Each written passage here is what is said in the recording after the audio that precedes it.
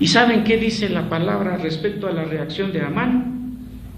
Y se turbó Amán, y se demudó su semblante. La sangre se le fue al pie, como solemos decir los mexicanos. Eso es turbarse. Y miren, hermanos, oyendo esto el rey Herodes, ¿qué le pasó? Se turbó. Porque el malvado, porque el perverso, porque el inicuo, ante la manifestación del Señor, es de turbación, hermanos. Jesús mismo dijo: el que anda en tinieblas no viene a la luz para que sus maldades no sean descubiertas. Pero el que anda en la luz viene a la luz, ¿para qué? Para que se vea que sus obras están hechos en la luz. Entonces se turbó. De este malvado se pueden decir muchas cosas, hermanos. En primer lugar, los que han dicho por escrito algo sobre Herodes, dicen que fue declarado rey en el año 47 antes de Cristo. Y que en los sucesos de San Mateo capítulo 2 están entre el año 7 al año 4, antes de llegar al 0. Acuérdense que antes se medía el tiempo de mayor a menor. Y se dice de Herodes, hermanos, su esposa Mariamne, con M y N al final, fue asesinada por él. Y su madre, que se llamó Alejandra, fue asesinada por Herodes. Sus hijos Antípater y Alejandro, en honor de su madre de seguro, de la madre de Herodes, Alejandro y Aristóbulo, hijos de Herodes, él los mandó matar, porque era una especie de paranoico que en toda la gente veía enemigos. Inclusive se dice que el César, el emperador romano, decía de Herodes: en la casa de Herodes hay más seguridad, y textualmente dice, para los cerdos que para sus hijos, porque mató a 2 de estos. Él era, hermanos, y por eso los judíos no lo querían, él era edomita. ¿Qué quiere decir Edom? No me contesten en voz alta, hermanos, pero ustedes recordarán, o lo recordamos juntos, que cuando Esaú le vende su primogenitura a Jacob, le pide, hambriento, dame de eso rojo,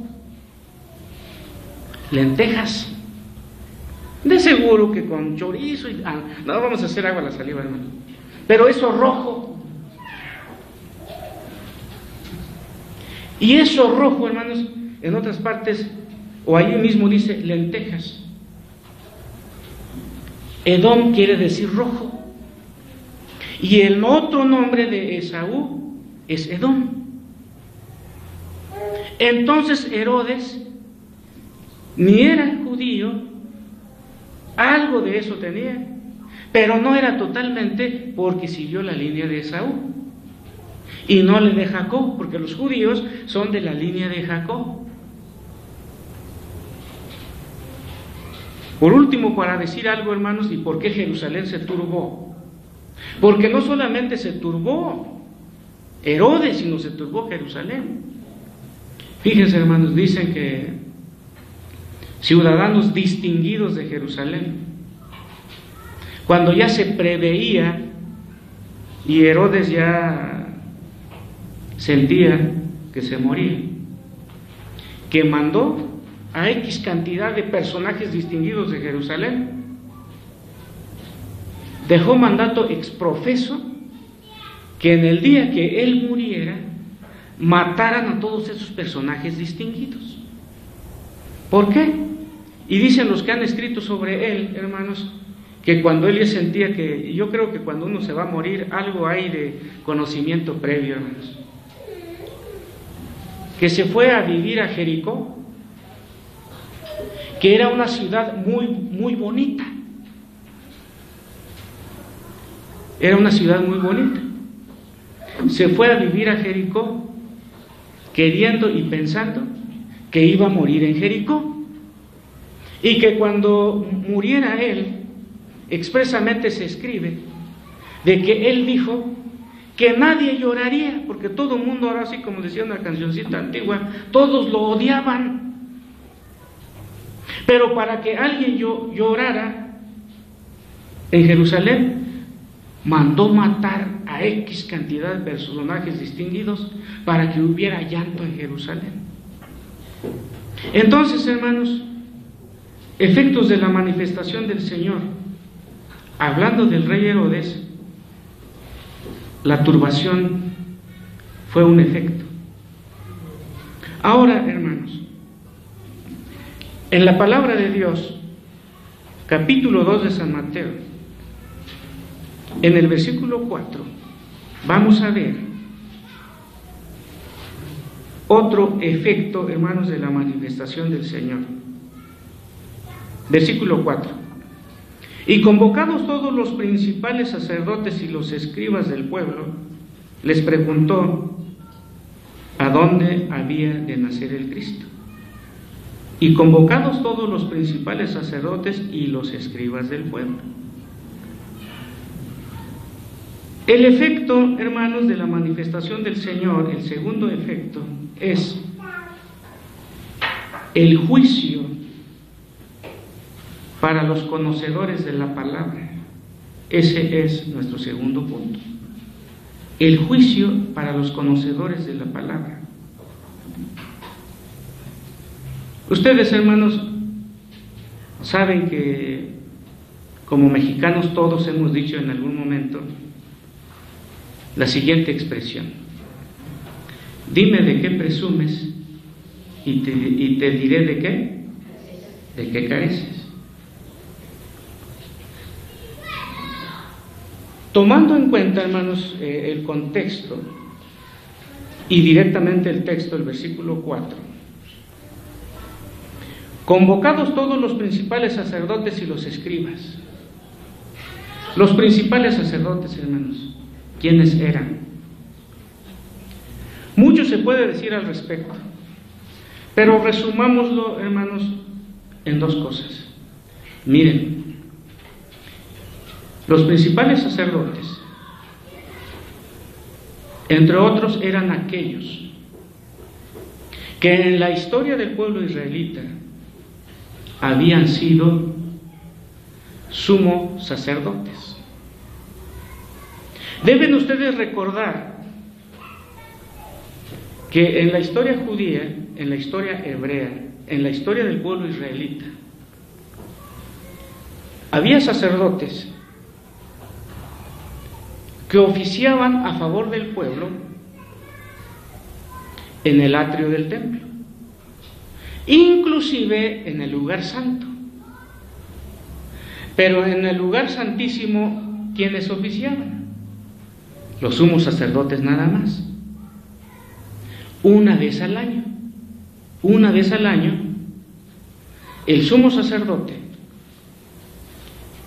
diríamos el jefe de los sacerdotes,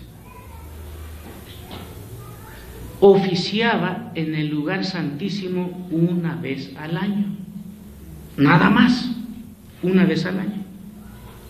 Entonces los principales sacerdotes, entre otros, eran los que conformaban el sacerdocio y que aquí se designa con todos los principales sacerdotes. Ahora, sería cuestión de ahondar, y no lo haremos en el momento, de cuánto duraba en el oficio de sumo sacerdote uno de estos. Y ya cuando estaba en el lenguaje de nosotros, hermanos, diríamos, cuando ya estaba en receso, formaba parte de la élite judía con el nombre de principales sacerdotes. Entonces ellos y los escribas, hermanos, en cualquier libro de introducción, por ejemplo, al Nuevo Testamento o inclusive del Antiguo Testamento, los escribas los vamos a ubicar como las personas, hermanos, que transcribían la palabra de Dios. Por ejemplo, vamos en el libro de Cantar de los Cantares. Y luego, hermanos, del Cantar de los Cantares, ayúdenme, ¿qué libro sigue? Isaías. Ahora, miren, vamos a pensar que el hermano Juan Carlos, para ilustrar más el ejemplo, el hermano Juan Carlos, un servidor, y el hermano Bernardo aquí a mi derecha. Juan Carlos ya escribió, o para ser más exactos, ya transcribió en un rollo, porque todavía no había libros, en un rollo, ha transcrito hasta Cantar de los Cantares. Y aquí está otro escriba.